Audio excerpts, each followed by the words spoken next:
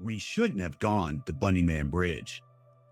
I knew it the second we stepped beneath that cold concrete archway, the spray-painted rabbit heads glaring down at us through the flicker of our flashlights. The air beneath the bridge was heavier than it should have been, damp and sharp, with the smell of moss and iron. "You getting this?" Jason whispered beside me. "Yeah, I got it," I whispered back. My hands were steady on the camera, but my heart was already beating out my chest. Jason smiled, that cocky smile he always used when the camera was on him. "All right, guys," he said into the lens, "it's finally happening. After months of research, after digging through police records and old newspaper clippings, we are standing beneath the infamous Bunnyman Bridge.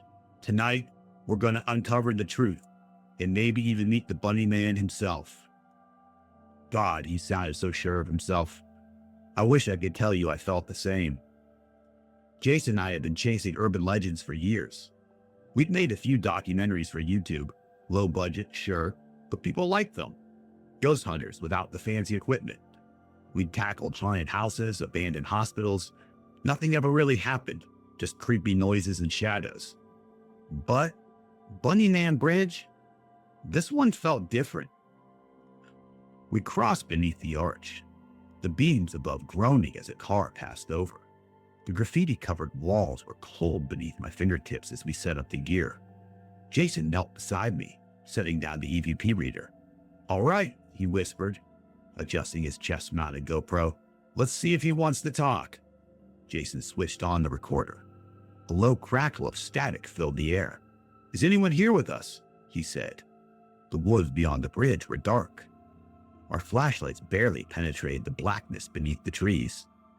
Nothing. Just the hum of cicadas. "Are you the Bunnyman?"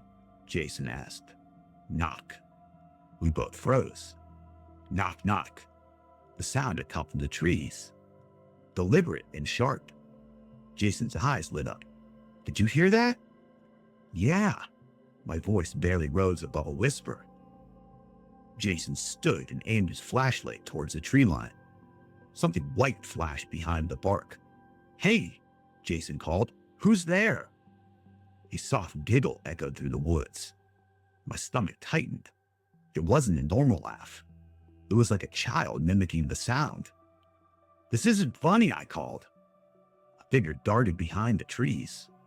Pale and thin, white limbs, and bunny ears? Jason took a step towards it. I grabbed his arm. "Don't." "You getting this?" he hissed. "Yeah." A low scraping sound filled the air. Metal on stone. My flashlight beam flicked towards the bridge. A figure stood beneath it now, half in the shadow. A rabbit's face stared back at us, the eye holes too wide, the mouth lined with teeth.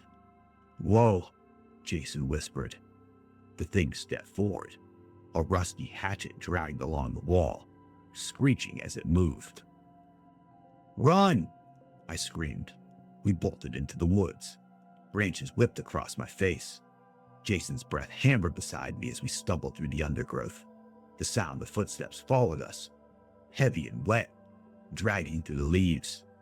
Jason's flashlight beam jerked wildly. The figure was running now, impossibly fast, its pale limbs flashing between the trees. "Tessa!" Jason screamed. I turned, and Jason was gone.